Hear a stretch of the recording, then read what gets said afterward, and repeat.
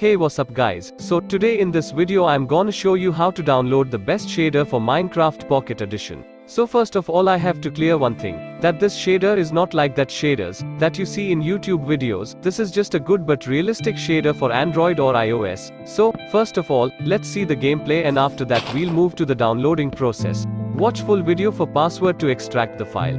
But before starting the video, if you are here for the first time then don't forget to subscribe the channel and turn on the notification bell. And also if you haven't seen my other videos, then check it out. Let's get started.